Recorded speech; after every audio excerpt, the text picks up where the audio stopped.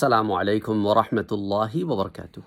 Engineer محمد علی مرزا، جس نے پہلے صحابہ کرام کی گستاخی کی، ساتھ ساتھ اولیاء کرام کی گستاخی کرتا رہا، اس وقت بھی بہت سارے لوگوں نے اسے سمجھانے کی کوشش کی کہ دیکھو، اپنی زبان کو، اپنے جذبات کو لگام دو، بے ادبی میں ایسے اتنے نہ بڑھ جانا کہ کل کرا کو تم اللہ کے انبیاء کی بھی جو ہے وہ شان میں گستاخیاں کرنے لگو۔ اب دیکھیں، یہ چیز بھی اب ثابت ہو گئی ہے، بیان کر رہا ہے توحید اور اللہ کے انبیاء کی کر رہا ہے بے ادبی۔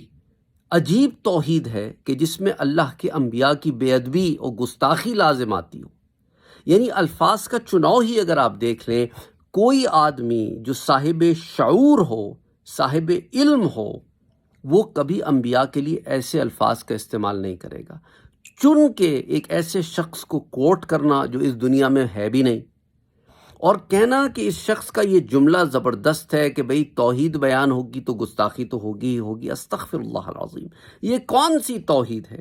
مجھے بتاؤ، لا الہ الا اللہ محمد الرسول اللہ صلی اللہ علیہ وآلہ وسلم میں کیا بے ادبی اور کیا گستاخی ہو جاتی ہے، جہاں توحید بھی بیان ہو رہی ہے اور رسالت بھی بیان ہو رہی ہے۔ لیکن اس نقطے کو وہی سمجھ سکتا ہے جس کو علم ہو، شعور ہو اور ادب ہو۔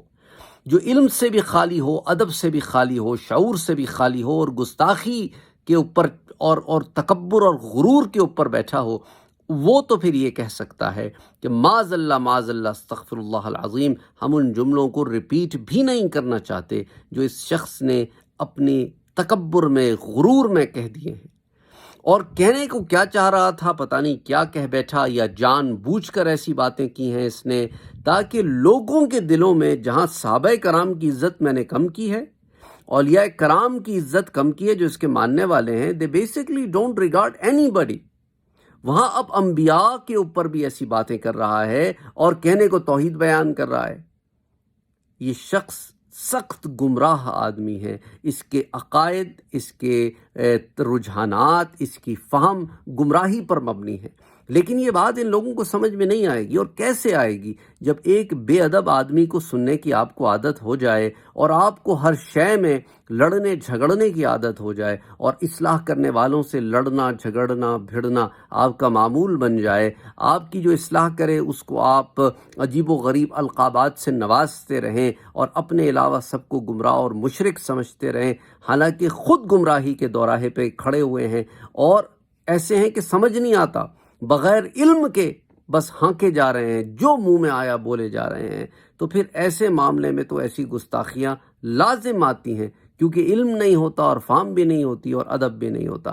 یاد رکھنا، ادب پہلا قرینہ ہے محبت کے قرینوں میں۔ اللہ اور اس کے رسول سے محبت ہے تو ادب تو لازم ہے، اللہ کے انبیاء سے محبت ہے تو ادب تو لازم ہے، صحابہ کرام و اہل بیت سے محبت ہے تو ادب تو لازم ہے، کیونکہ ایسی کیسی محبت ہے جس میں ادب ہی نہ ہو؟ اور جہاں ادب ہوتا ہے وہاں الفاظ کے چناؤ میں احتیاط ہوتی ہے۔ لیکن جو آپ انجینئر محمد علی مرزا سے سنیں گے، جو میں ابھی آپ سے شیئر بھی کروں گا، یہ کوئی آؤٹ آف کلپ کانٹیکس نہیں ہے، آؤٹ آف کانٹیکس کلپ نہیں ہے، یہ بالکل اپنے سیاق و سباق میں ہے، اور یہ اس بات کا برملا اظہار بھی کرتے ہیں اور اس کی توثیق بھی کرتے ہیں کہ ہاں یہ جملے بڑے زبردست ہیں۔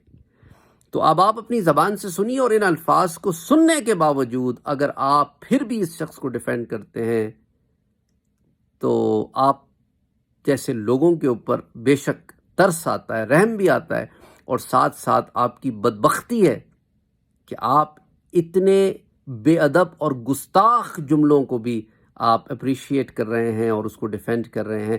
تو تف ہے یار، تف ہے۔ رحمت للعالمین کی آپ کو ذرا حیا نہیں ہے، کیا منہ دکھاؤ گے اللہ کے نبی کو قیامت کے دن کہ توحید بیان کر رہا تھا اور آپ کی گستاخی کر رہا تھا؟ استغفر اللہ العظیم۔ وہ الفاظ جو انسان سوچ بھی نہیں سکتا، وہ یہ آدمی نے اپنے زبان سے کئی مرتبہ یہاں پہ بیان کیے ہیں۔ اللہ محفوظ رکھے، اللہ محفوظ رکھے، اللہ محفوظ رکھے۔ اللہ اسے بھی ہدایت دے اور اس کے پیچھے چلنے والوں کو بھی ہدایت دے۔ ہم اللہ کے سے ہدایت کی درخواست کرتے ہیں، اور ساتھ ساتھ ہمارا وہی موقف ہے کہ دیکھو، ایسے لوگوں کی ہدایت کے لیے اور ان کے پیچھے چلنے والوں کی ہدایت کے لیے ہم کوشش کرتے رہیں گے۔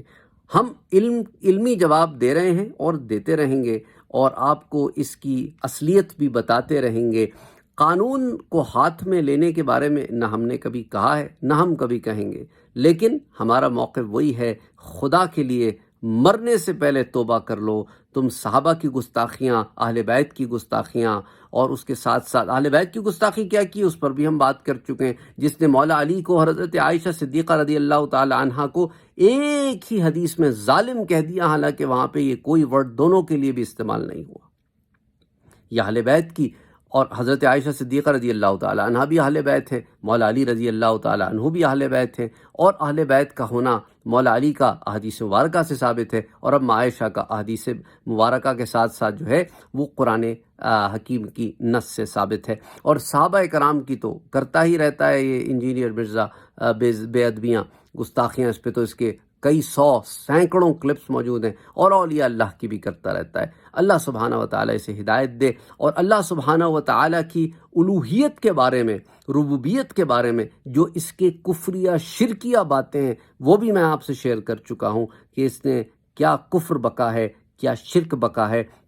وہ ذات جو لم یلد ولم یولد ہے، ولم یکن لہ کفوا احد ہے، وہ ذات جو اکیلی ہے، یکتا ہے، هو اللہ احد ہے، اس کے بارے میں کہتا ہے کہ جنت میں اللہ انسان کو منی خدا بنا دے گا۔ معاذ اللہ، استغفر اللہ العظیم، لا حول ولا قوت الا باللہ العلی العظیم۔ ایسے کفریہ باتیں جو قرآن کے منافی ہوں، یہ کوئی ایسا شخص تو کر ہی نہیں سکتا جس کے پاس تھوڑا سا بھی علم ہو۔ اس کی اسی طرح کی بات ہے کہ جج جو ہے وہ اللہ کی کرسی عدل پر دنیا میں، استغفر اللہ العظیم۔ ان تمام باتوں کو ہم پچھلی کلپس میں کور کر چکے ہیں، لیکن آئیے دیکھیے کہ اب یہ کیا گستاخیاں کرتا پھر رہا ہے، اور اس کے بعد تو میں سمجھتا ہوں کوئی حد نہیں ہے، یہ پتہ نہیں اور کیا کیا بولے گا۔ اللہ محفوظ رکھے اس شخص کے فتنے سے، آمین۔ کیونکہ توحید کا مطلب ہی ہے کہ اللہ کے سوا کوئی پیغمبر، کوئی فرشتہ، کوئی بزرگ، کوئی بابا، شاہی کوئی نہیں۔ توحید کا تو مطلب ہی یہی ہے کہ کوئی انسان اپنا پیشاب بھی نہیں روک سکتا، خواہ وہ پیغمبر ہو یا ہم انسان ہو۔ کوئی انسان اپنا پیشاب بھی نہیں روک سکتا، خواہ وہ پیغمبر ہو یا ہم انسان ہو۔ انسان اپنا پیشاب بھی نہیں روک سکتا، خواہ وہ پیغمبر ہو یا ہم انسان ہو۔